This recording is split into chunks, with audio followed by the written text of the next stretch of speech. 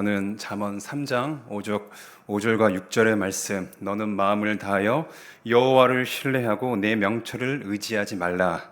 너는 범사에 그를 인정하라. 그리하면 내 길을 지도하시리라는 말씀을 전했습니다. 구원받은 우리는 하나님께서 지금도 인도하고 계십니다.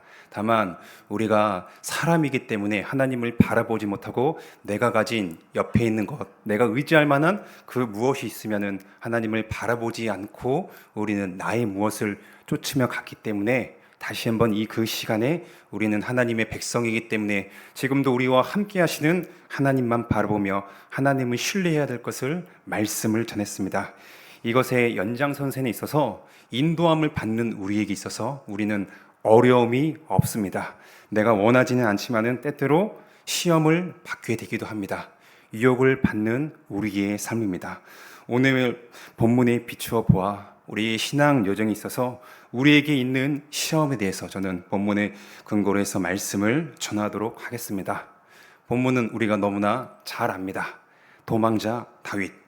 도망자 하면은 우리 성도님들께서는 보통 어떻게 생각을 하십니까? 어떤 이미지가 떠오릅니까? 말 그대로 도망치는 거죠. 왜 도망을 칠까요? 무언가 잘못이 있기 때문에, 잘못한 사람이 자신의 양심에 찔려서 그렇게 사람은 도망치는 행동을 하게 됩니다. 그런데 본문의 다윗은 우리가 일반적으로 가지고 있는 이 도망자의 의미와는 다릅니다. 다윗은요, 잘못을 한 적이 없습니다. 그와 반대로 자신이 섬기는 왕이자 장인이 되는 사울이 다윗 자신을 시기했습니다. 시기하며 질투했습니다. 그리고 모함으로 인해서 다윗을 죽이려고 합니다. 이런 억울한 면을 당한 다윗은 어땠을까요? 억울했을 뿐만 아니라 분하고 너무나 힘들었습니다. 자신은 일개의 장군이고 사울은 하나님으로부터 기름 부음을 받은 왕이었습니다. 공식적인 왕이기 때문에 자신이 대놓고 쿠데타를 일으킬 수도 없습니다. 그렇게 다윗은 여러 해 동안 피난자의 생활, 도망자의 생활을 하고 있었습니다. 그런데 오늘 본문을 보면은요, 상황이 여의치가 않아요. 사울은 한편으로 보면 치사하게 다윗 한 명을 죽이려고 하는데 어떤 사람들을 대동합니까? 3,000명을 대동합니다. 그런데 이 3,000명은 그냥 3,000명이 아니에요. 택한 사람입니다. 사울이 다윗을 쫓기 위해서, 다윗을 잡기 위해서 택한 그 3,000명은 우리가 그냥 생각하는 것처럼 자신의 주변에 있는 내가 3,000명 모집할 테니까 며칠 이내로 와라, 그렇게 온 사람들이 아니라 사울이 직접 선별했습니다. 싸움을 잘하고 용감하고, 앞에 사무엘상 보면은 사울은 힘이 있고 싸움을 잘하고 이런 사람들을 자신의 군인으로 모집한 것을 알 수 있습니다. 이 중에서도 최정의 면배, 최정의 사람들 3,000명을 데리고 다윗을 쫓고 있었습니다. 상대적으로 그와 반대로 다윗은 어땠습니까? 숫자부터가 비교가 안 돼요. 600명입니다. 그런데 이 600명은 어떤 사람들이에요? 사울처럼 최정의 군사들이 아닙니다. 물론 다윗을 추종하고 있는 뛰어난 용사들은 있었습니다. 그러나 그 용사들뿐만 아니라 자신의 사랑하는 가족, 군사들의 가족도 있었습니다. 일반인들까지 섞여 있기 때문에 일반 상식으로 이들이 붙는다고 하면은요, 다윗은 결코 이길 수가 없었습니다. 그래서 다윗은 계속 피난처를 찾으면서 돌아다니고 있었죠. 언제 끝날지 모르는 이 생활, 다윗은 매사에 불안하고 초조했습니다. 사울이 나를 죽이려고 언제 찾아올지 모르기 때문에 이 불안한 마음을 가지고 그는 그렇게 살았을 거예요. 하지만 우리나라 속담에 그런 말이 있잖아요. 쥐구멍에도 볕들 날이 있다라는 그 말처럼 전혀 생각하지 못한 때에 다윗에게 너무나 좋은 기회가 찾아왔습니다. 그 내용이 바로 오늘 우리가 같이 읽은 본문입니다. 사울과 다윗은 같은 동굴에 있게 되었어요. 사울이 다윗이 그 동굴에 있는 것을 미처 아는 것은 아니었습니다. 사울이 사람이다 보니까 먹은 게 배탈 나서 그런지 어떤 이유인지 모르지만은 사울은 자신의 용변을 벌어 동굴에 들어갔습니다. 그런데 너무나 놀랍게도 사울이 들어갔던 그 동굴이 다윗이 숨어있던 그 동굴입니다. 다윗은 이 사실을 자신의 전령이나 자신의 측근들을 통해서 알았어요. 다윗이요, 다윗을 쫓고 있는 사울 왕이 왔습니다. 너무나 좋은 기회입니다. 이런 얘기를 들었습니다. 다윗은 이제 손만 펼치면은 이 지긋지긋한 도망자 신세를 끝낼 수가 있었습니다. 뿐만 아니라 하나님의 뜻대로 드디어 다윗이 사울 왕을 제치고 왕위로 등극할 수 있는 너무나 절체정명의 절호의 기회를 맞이했습니다. 이런 상황에 있어서 그 누구도 다윗을 비난할 수는 없습니다. 오히려 이 모든 것을 아는 사람들이라면요, 사울보다는 오히려 다윗을 지지할 거예요. 왜냐? 다윗은 하나님으로부터 기름 부음을 받은 자였습니다. 아무나 하나님으로부터 선택을 받지 못하죠. 그 여러 사람이 있었는데 다윗이 하나님으로부터 선택받은 왕이었습니다. 뿐만 아니라 다윗은요, 사울보다 더 많은 백성들의 지지를 받고 있었어요. 사무엘상 살펴보면은 찬송가가 있잖아요. 다윗을 어떻게 찬양합니까? 사울은 천천히요, 다윗은 만만이다. 이거를요 3번이나 찬양합니다. 이방인 입술에서도 이런 고백을 해요. 이렇게 다윗은요, 사울보다 백성들의 지지를 더 많이 받는 영향력이 있는 그런 사람이었습니다. 사울이 이렇게 다윗을 죽이려고 했기 때문에 다윗이 사울을 해하려고 하는 것은요, 정당방위입니다. 우리가 사는 세상에서도 만약에 길거리에 가고 있는데 시비가 붙었어요. 싸우기 나는 싫습니다. 그런데 상대방이 나를 때렸습니다. 그러면 우리는 반사적으로, 자동적으로 상대방을 칠 수가 있죠. 물론 때려서는 안 됩니다. 다만 이렇게 해서 경찰서에 잡혀갔을 때 경찰에서는 어떻게 그것을 얘기합니까? 물론 때린 것에 대해서는 벌을 줍니다. 그러나 이것을 정당방위로 얘기를 합니다. 그것처럼 다윗을 죽이려는 사울, 다윗이 복수를 했다 할지라도 이것은 사람들이 일반적으로 생각했을 때, 맞아, 다윗이 이렇게 어려운 상황에 처해 있는데 자신의 목숨이 날아갈 상황인데 내가 먼저 다윗이 사울을 죽이는 게 마땅하지 않냐, 정당방위라고 그렇게 생각했을 겁니다. 다윗이 오늘 본문에서 맞이한 이 기회는요, 양날의 검과도 같습니다. 한쪽에서 보면은 이건 너무나 좋은 기회라고 볼 수 있습니다. 그러나 반대쪽, 다른 쪽에서 보면은 이것은 기회가 아니라 시험입니다. 유혹으로 볼 수 있습니다. 보통 사람들의 눈에는요, 오늘 이 사건은 기회로만 생각을 할 것입니다. 왜 그럴까요? 육신의 눈만 가졌기 때문이죠. 내가 가진 육신의 눈으로만 이 상황을 바라보며 판단하기 때문에 내가 이렇게 행동하면은 내가 원하는 대로 이루어질 수 있으니까, 나에게 너무 좋은 기회가 왔다, 찬스다 라고 그렇게 생각을 하면서 나아갈 것입니다. 그러나 하나님의 자녀는 육의 눈만 가진 것이 아니라 영의 눈도 동시에 가지고 있습니다. 영의 눈을 가진 우리는요, 이 기회라는 멋진 옷을 입고 있는 시험을 봐야 됩니다. 기회라는 멋진 외투를 입고 있는 이 시험을 우리가 볼 수 있어야 합니다. 이것은 마치 하나님께서 주신 기회와도 같아요. 너무나 교묘합니다. 그렇기 때문에 분간하기가 쉽지 않을 수도 있습니다. 왜냐하면 오늘 본문에서는요, 2가지를 얘기하죠. 주변의 상황이 다윗에게 너무나 유리하게도 조성되어 있습니다. 말씀을 드린 것처럼 다윗이 있는 그 굴에 너무나 놀랍게도 짜고 치는 고수도 아니었는데 사울이 재벌로 왔어요. 게다가 사울이 그 동굴에 온 목적은 무엇입니까? 용변을 보기 위해서. 용변을 볼 때는 그 자세가, 그 상태가 싸울 수 있는 자세가 아닙니다. 무방비에 있는 상태였죠. 이렇게 상황은 너무나 유리합니다.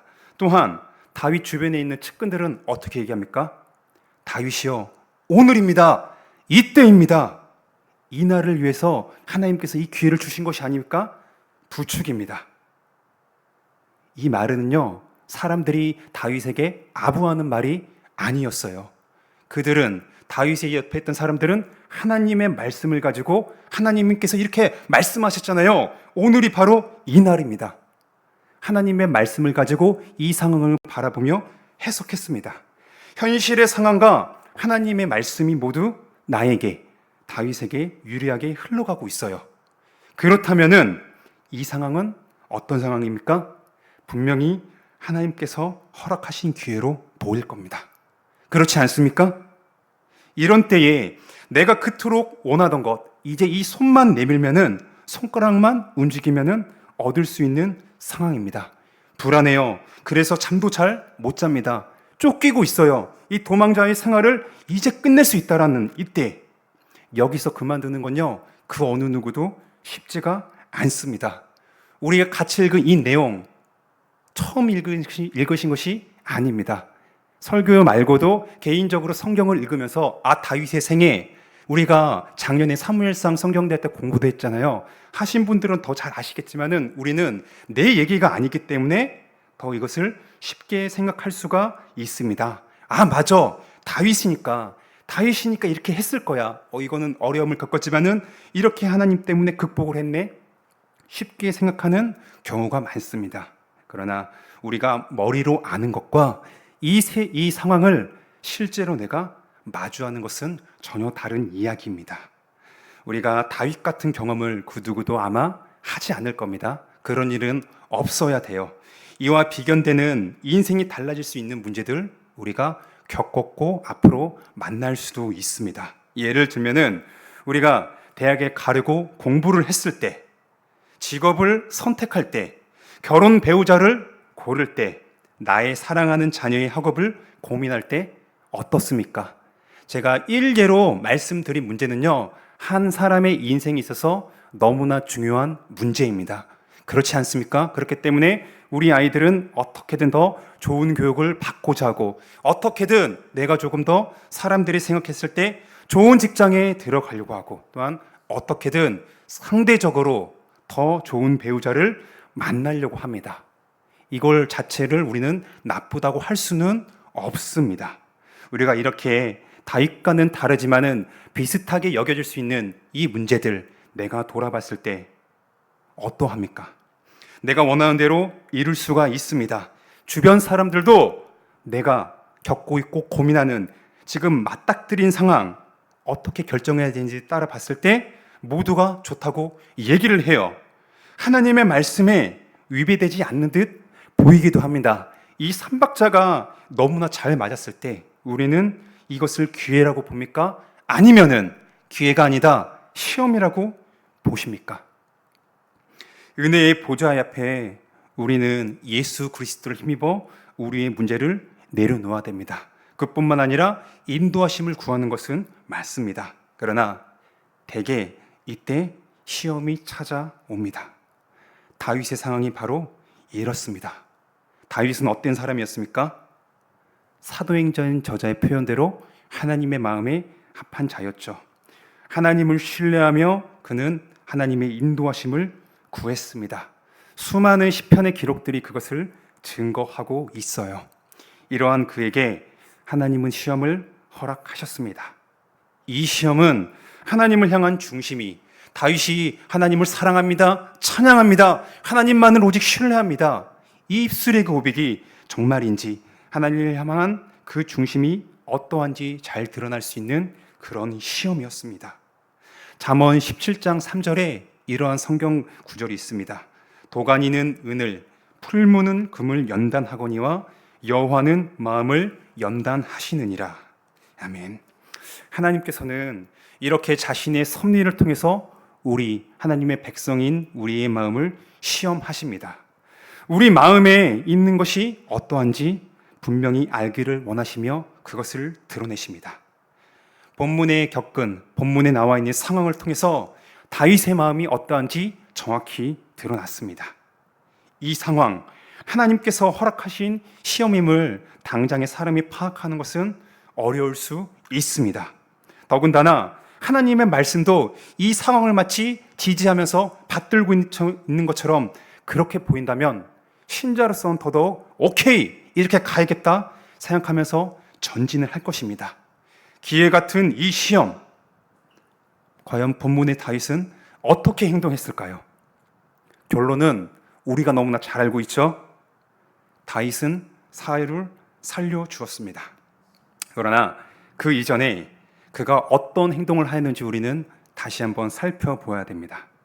다윗은 이 시험을 결국에는 통과하긴 했지만요, 걸려 넘어졌어요. 완전히 넘어간 건 아니었습니다. 이 유혹에 흔들렸습니다. 그 행동은 어떻게 드러났죠? 사울의 옷자락을 베는 것으로 드러났습니다.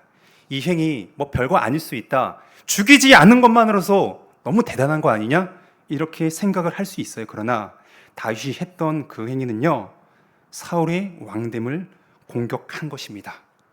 사울에 대한 다윗 자신의 마음이 어떠한지 이 베는 행동을 통해서 너무나 잘 드러났습니다.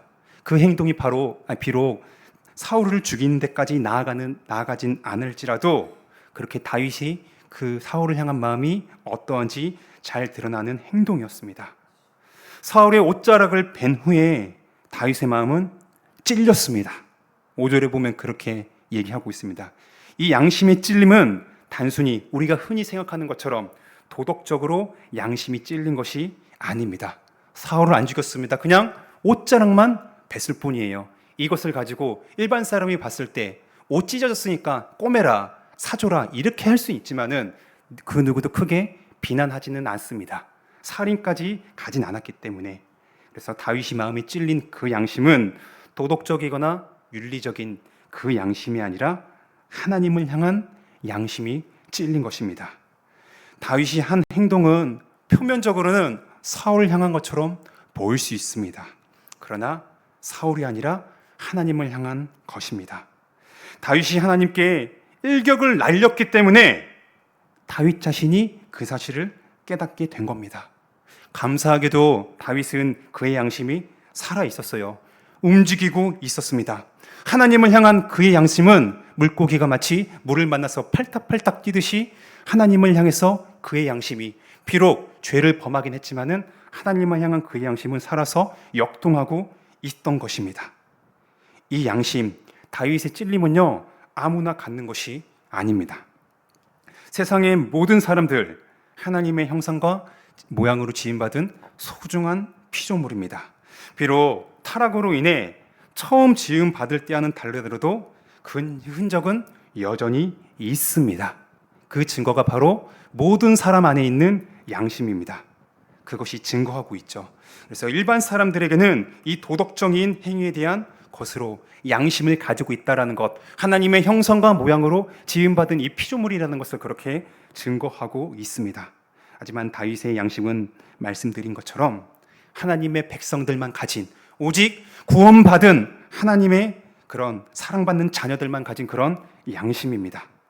하나님을 대적하는 것에 대해서 다윗은요, 잘못을 깨닫게 된 것입니다. 이 양심이 깨우쳐진 거예요. 왜 그럴까요? 하나님께서는 비록 그 사람이 어떠하든지 간에 하나님으로부터 기름 부은 자면, 하나님의 일을 하고 있는 자라면은 그 사람을 대적하는 것을 결코 기뻐하지 않으십니다.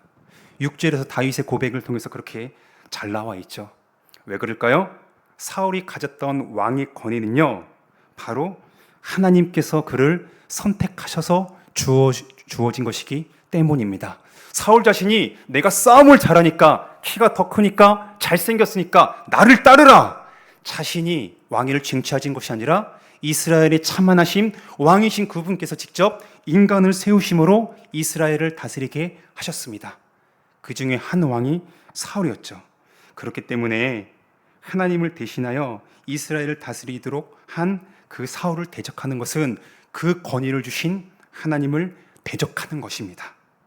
두 번째로 십계명의 제6계명이 있습니다. 십계명의 제6계명은 뭘까요? 바로 살인하지 말라라는 계명입니다. 하나님께서는 모세를 통해서 율법을 주실 때 십계명을 주시면서 너희는 살인하지 말지니라 그렇게 명령하십니다.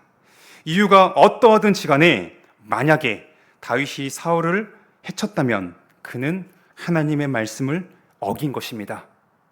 이유가 어찌됐든 간에 핑계할 수가 없습니다. 그는 하나님을 향해서 죄를 범한 것입니다. 죄를 짓게 된 것이죠. 다윗은 한순간에 이 사울과 같이 되어서 폭력으로 문제를 해결하고자 하는 그런 시험을 만났습니다. 그는 이 유혹에 살짝 발을 담그었어요. 그러나 너무나 감사하게도 그는 이 시험을 극복했습니다. 자신의 손으로 이 상황을 해결하는 것이 아니라, 사울을 물리치려는 것이 아니라 하나님의 주권과 섭리, 그것을 인정했습니다. 나의 손이 아니라 나의 참 왕이신 이스라엘의 왕이신 하나님의 손을 의지하는 가운데 그분께 문제를 맡겨드리겠다, 그분께서 문제를 해결하도록 하시겠다라고 그는 그렇게 결정했습니다. 어떻게 그는 이렇게 할 수 있을까요? 보이지 아니하는 하나님, 하나님을 믿지만은 나를 왕위로 세우셨고 나를 인도한다고 하시지만은 다윗은 계속해서 도망자의 생활을 하고 있었습니다. 1년, 2년도 아니라 언제 끝날지 모르는 기약이 정해져 있지 않았습니다. 그럼에도 그는 어떻게 이 기회와 같은 시험에서 이렇게 할 수 있을까요? 어떻게 그 상황이 기회인지 시험인지 분별을 하고 피할 수가 있었을까요? 첫 번째로는 하나님과의 관계가 좋아야 합니다. 다윗이 하나님을 향한 양심이 꿈틀대고 움직이고 있었던 것은 다른 것이 아닙니다. 하나님과의 관계가 좋았기 때문입니다. 하나님과의 관계가 좋자 자연스럽게 그의 마음은 거룩한 상태를 지닌 것이 가능했던 것입니다. 이 상태, 거룩한 마음을 가진 존재로 태어나는 것, 다윗만 그럴까요? 아닙니다. 예수 그리스도를 믿는 사람에는 그 누구든지 거룩한 마음의 상태를 가진 존재로 변하게 된 것입니다. 다만 이 거룩한 상태를 유지하는 것, 어떻게 할 수 있을까요? 가만히 있으면은 나는 이제 구원받았으니까 천국 갈 때까지 나의 마음은 한결같이 거룩해질 거야, 늘 깨끗할 거야, 그럴까요? 우리의 경험상으로도 결코 그렇지 않다라는 것을 우리는 경험적으로 너무나 잘 알고 있습니다. 이미 우리의 존재는 변화되었지만은 거룩한 마음의 상태, 하나님과의 관계를 위해서는 우리는 힘써야 됩니다. 그 관계를 유지하기 위해서 우리는요, 노력을 해야 돼요. 어떻게요? 우리의 속에 있는 죄가 어떠한지를 살펴보아야 됩니다. 죄가 하나님과 우리의 사이를 가로막고 있기 때문에, 죄가 가로막는다면은 하나님과 우리의 관계 어떻게 될까요? 좋지가 않습니다. 뭔가 벽처럼 막고 있어서 좋지가 않고 답답할 뿐입니다. 뭔가 막혀 있는 듯한 그런 것을 느끼게 됩니다. 이에 대해서 이사야가 잘 설명했잖아요. 오직 너희 죄악이 너희와 너희 하나님 사이를 갈라놓았고 너희 죄가 그의 얼굴을 가리어서 너희에게서 듣지 않으시게 함이니라. 보통 사람은 자신이 처한 상황이 어려울 때 하나님 앞에서 겸손하며 나아가려고 합니다. 그렇죠. 어려울 때 누굴 찾아요? 하나님을 찾습니다. 잘 안 나오던 새벽 기도를 나오기도 하고 많이 안 하던 기도를 1시간, 2시간 하기도 해요. 제 얘기입니다. 그런데 그 반대 경우는 어떠해요? 안 나가요. 기도하자, 하나님 찬양하자, 예배하자? 아니야, 나 지금 기도할 제목 없어. 말은 그렇게 안 해도 우리가 보여지는 그 상태가 하나님께 잘 나아가려고 하지 않습니다. 하나님 앞에서 내 자신을 잘 돌아보려고 하지 않는 우리입니다. 그러다 보면 어느새 하나님과 우리의 관계는 서서히 멀어집니다. 죄를 짓고도 해결하지 않고 내가 지금 처한 형실 만족하기 때문에, 안주하기 때문에 하나님께 나아가지를 않습니다. 다시금 하나님 앞에 나아가 회개하여야 우리는, 구원받은 우리는 하나님과의 좋은 관계를 유지할 수가 있습니다. 구원을 받은 우리이기 때문에 하나님이 아들 예수님을 나를 위해서 주시기까지 사랑하시니까 자동적으로, 기계적으로 나는 하나님과 늘 100% 관계가 좋다, 이렇게 생각을 하시면 안 됩니다. 거룩한 마음의 상태를 유지하기 위해선 우리 사람의 편에서도 행동을 취해야 됩니다. 그 중에 하나가 우리가 죄를 지었을 때 하나님 아버지께 나아가 정직하게 우리의 부족함과 연약함, 잘못을 회개하는 것으로 드러나야 됩니다. 이것을 우리는 기도를 함으로 실천을 할 수가 있습니다. 기도해야 되는 거 너무나 잘 알죠. 그러나 반대로 쉬우면서 동시에 어렵습니다. 자신의 상황에 맞게 우리는 시간을 정해서 규칙적으로 하면은 좋습니다. 꼭 새벽 기도가 아닐 수도 있습니다. 사람마다 생활 패턴이 다르기 때문에 무조건 어떤 특정한 시간, 장소에만 그렇게 얘기할 수는 없을 것입니다. 하나님께만 온전히 집중할 수 있는 시간대를 우리 자신이 파악을 해야 됩니다. 그런 이유에 우리는 단 1분이라도 하나님께 집중해서 하나님께 우리의 모든 것을 아뢰어야 합니다. 하나님과의 관계가 좋았을 때 하나님을 향한 우리의 영심은 살아서 움직입니다. 물 만난 고기처럼 우리의 양심이 하나님을 향해서 역동적으로 적극적으로 반응하며 나아갈 것입니다. 두 번째로 하나님의 말씀에 대한 정확한 지식이 우리에게 있어야 됩니다. 사람의 지식으로는 이게 정말 기회인지 시험인지 분별을 못합니다. 왜냐하면 육신의 생각은 영의 생각을 할 수가 없습니다. 육신의 생각은 오로지 내 육체, 내 자신만 생각을 합니다. 하늘에 계신 하나님을 생각하지 않고 바라보지 않으며 오직 나만 집중합니다. 내 자신에게만 초점을 두는 사람입니다. 이 세상의 일반 사람들의 모습을 보면 어떻습니까? 제가 말씀드린 것을 증거하고 있습니다. 그들이 행하는 모든 기저, 행동의 모든 기저는 무엇입니까? 나입니다. 내가 잘 되고 내가 무엇을 하고 다 나에게만 초점을 맞춥니다. 나만 잘 되면 돼. 내가 행복해야 돼. 지금 이 시대가 나나라고 그렇게 외치고 있지 않습니까? 하나님의 말씀에 대한 어설픈 지식도 안 됩니다. 어설픈 지식을 갖고 있다면 어떻게 될까요? 그렇다면 다윗의 주변 사람들처럼 우리는 행동하며 말할 것입니다. 다윗의 주변 사람들이 어떻게 했어요? 하나님의 말씀을 가지고 다윗을 부추겼습니다. 이 상황에 대해 하나님의 말씀을 갖다 붙여서 하나님의 뜻으로 이해하게끔 만듭니다. 그렇게 조장할 수도 있습니다. 만약에 다윗이 자신의 측근들의 말을 듣고 사울을 해쳤다면 어떻게 될까요? 하나님께서 이것을 보시고 과연 기뻐하셨을까요? 아니었을 겁니다. 하나님을 신뢰하지 못하고 그분의 인도함을 받고 있는 그분을 믿지 못한 다윗을 향해서 하나님은 슬픔을 가지셨을지도 모릅니다. 그래서 우리는 하나님의 말씀에 대한 정확한 지식과 정확한 이해를 가져야 합니다. 그래야 이러한 상황에서 나의 목적과 원함이 아니라 하나님께서 원하시는 방향으로 나아갈 수가 있습니다. 하나님의 말씀을 정확히 알기를 우리는 힘씁시다. 우리 교회에게는요, 이것에 대해서 지금 너무나 좋은 것을 제공하고 있습니다. 예배와 모임뿐만 아니라 우리가 지금 뭐 하고 있습니까? 엘리베이터 탔을 때 오른쪽에 보면은 지금 시행되고 있는 성경대학이 있잖아요. 제가 우리 반 할 때도 그랬는데 모든 교회가 성경대학이나 성경을 가르칠 수 있는 환경은 아닙니다. 그렇기 때문에 내가 언제든지 인터넷을 통해서 클릭만 하면은 볼 수 있다? 유익하기는 할 겁니다. 그러나 우리에게는 우리를 교회로 불러주시고 하나님께서 우리에게 목사님들, 목자를 세워주실 때 하나님께서는 그 목자를 통해서 영의 양식을 먹을 수 있도록 허락을 하신 겁니다. 그래서 현재 제공되어 있는 우리 예배와 모임 가운데 그리고 성경대학에 지금처럼 열심히 참여합시다. 참여하시는 분들은 확실하게 말씀드릴 수 있습니다. 강사 때문이 아니라 선포되고 가르쳐지는 것이 누구의 말씀입니까?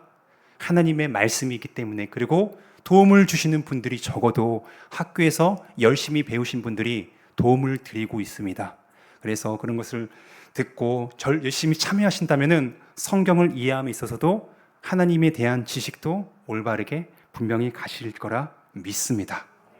세 번째로 말씀대로 행하고자 하는 우리의 의지가 필요합니다. 하나님의 말씀을 잘 알고 있습니다. 그러나 알면서도 이 말씀에 우리 사람은 얼마나 굽히기를 싫어합니까? 지금도 우리 구원받은 사람들뿐만 아니라 이 세상의 모든 사람들 하나님의 말씀을 듣고 알까요, 모를까요? 물론 설교를 안 들을 수 있습니다. 그러나 하나님께서 창조하신 이 세상을 통해서 하나님이 살아 계심을, 어떤 일을 행하셨는지, 지금도 하나님의 뜻대로 이 세계 역사를 다스리고 계심을 증거하고 있습니다. 그러나 사람들은, 예수님을 믿지 않는 사람들은 그것을 보지 않습니다. 듣지 않습니다. 또한 구원받은 우리는 어떻습니까? 이 창조 세계를 통해서 하나님이 이렇게 아름다운 세계를 만드셨구나, 그것을 보며 찬양합니다. 그러나 우리 또한 다윗과 같이 나의 원함과 하나님의 뜻이 있습니다. 그 사이에서 우리는 혹시 갈등한 경험이 있지 않습니까? A라는 상황이 내가 원하는 거예요. 그러나 하나님의 말씀은 B를 얘기하고 있습니다. 이럴 때 우리는 어떻게 과거에 행동하셨습니까? 알면서도 하나님, 이번 한 번만요, 눈 감아주세요. 저 이것만 되면은요, 다음부터는 하나님 말씀 따를게요. 100% 순종하겠습니다. 이렇게 생각하고 하나님 안 보실 거야, 모르실 거야, 어물쩍 넘어가신 적은 없습니까? 이렇게 우리 사람은요, 너무나 연약합니다. 우리의 의지는요, 너무나 약해요. 하지만 우리 안에 누가 계십니까? 예수 그리스도를 믿는 신자 안에는 성령 하나님이 내주에 계십니다. 그래서 너무 걱정은 안 하셔도 됩니다. 성령께서 우리가 도움을 요청할 때 도와주시기 때문입니다. 다윗이 위대한 믿음의 사람이기 때문에 다윗 자신의 의지로 하나님의 뜻을 분별하면서 행한 것은 결코 아닙니다. 오늘 본문만 보면, 이 14장 전체를 보면요, 야, 맞아, 역시 다윗이다, 괜히 하나님 마음에 합한 사람이 아니네, 그렇게 생각할 수 있어요. 그러나 너무나 놀랍게도 같은 인물입니다. 25장을 보면은요, 다윗은 정반대의 행동을 하게 됩니다. 25장의 내용 우리가 너무 잘 압니다. 나발 사건입니다. 나발이 다윗을 모욕했습니다. 다윗과 그의 사람들이 나발의 양떼 목자들을 도와주었어요. 그래서 다윗은 자신들이 도망자 신세니까 먹을 것이 없어요. 야, 나발, 나 유다 지파 누구누구 아들이니까 우리가 너한테 이렇게 도움 줬는데 좀 도와주면 안 돼? 그것도 높은 직위에 있던 사람이 그렇게 한 일개 사람에게, 비록 그가 부자라 할지라도 좀 굽신거리면서 그렇게 좋게 얘기했습니다. 그런데 나발은 어떻게 행동했습니까? 다윗에게 모욕을 했습니다. 이 모욕을 들었을 때 다윗은 어떻게 행동했어요? 사울에게 행했던 행동과는 정반대의 행동을 합니다. 자신을 죽이려고 하는 사람과 나에게 단순히 욕을 한 사람, 우리 입장에서는 누구를 더 혼내주고 싶어요? 나를 죽이려 한 사람이죠. 모욕이야, 그냥 그래 좀 기분 나쁘지만 한번 넘어가자, 오케이, 괜찮아. 그러나 나를 죽이려고 하는 사람들, 그거는 상황이 다릅니다. 오늘 본문에 있어서는 다윗은 자신을 죽이려고 하는 사울에게 어떻게 해요?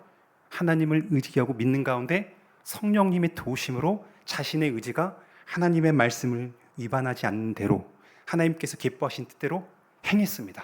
그러나 바로 뒤에 있는 25장에서는 자신의 육체의 소욕대로, 네가 감히 나를 모욕해? 내가 어떤 사람인데? 이렇게 하면서 나발과 그에 속한 가족들을 모두 죽이려고 했습니다. 이 사건만 보더라도 다윗 그 사람이 믿음의 선배이기 때문에 스스로 하나님의 뜻을 행하려는 의지를 가진 것이 아님이 드러납니다. 성령 하나님의 도우심으로 그는 오늘 본문에서 같이 하나님 보시기에 기뻐하시는 뜻대로 그 의지를 발휘한 것입니다. 하나님의 인도하심 아래에 있는 우리, 인도하심은 분명히 있습니다. 그러나 그 길은 우리가 기대하고 예상하는 것처럼 항상 평탄하지 않습니다. 시험이 존재합니다. 달콤한 유혹이 있습니다. 이 유혹이 기회라는 멋진 옷을 입고 우리에게 다가옵니다. 이러할 때 하나님의 말씀에 대한 정확한 지식과 거룩한 마음의 상태로 하나님의 뜻을 실천합시다. 분명 쉽지가 않아요. 왜냐? 우리의 육체는요, 야, 이것은 기회야, 잡아야 돼, 놓치면 넌 끝이야, 이렇게 얘기합니다. 그러나 우리의 영은 어떻게 이야기합니까? 아니야, 속으면 안 돼, 이것은 유혹이야, 이것은 시험이라고 그렇게 얘기를 합니다. 다윗의 인생을 인도하신 하나님, 예수 그리스도 안에서 동일한 우리의 아버지이십니다. 이 사실을 기억합시다. 내 길을 여호와께 맡기라. 그를 의지하면 그가 이루시고 내 의를 빛같이 나타내시며 내 공의를 정의의 빛같이 하시리로다. 여호와 앞에 잠잠하고 참고 기다리라. 자기 길이 형통하며 악한 꾀를 이루는 자 때문에 불평하지 말지어다. 아멘. 우리가 이렇게 할 수 있도록 주께서 우리에게 은혜 베풀어 주시기를 간구합시다. 우리의 기도를 들으신 하나님이, 우리와 지금도 함께 하시는 하나님이 우리의 기도를 들으시면서 하나님의 때에 시험이 온다 할지라도, 기회 같은 시험이 온다 할지라도 성령 하나님의 도우심으로 우리는 그것을 분별하며 하나님의 기뻐하신 뜻을 오늘 우리가 살아가면서 행할 수 있을 겁니다. 그렇게 되기를, 우리 모든 한강의 식구들이 되기를 주님의 이름으로 축원합니다. 기도하겠습니다. 하나님, 오늘 우리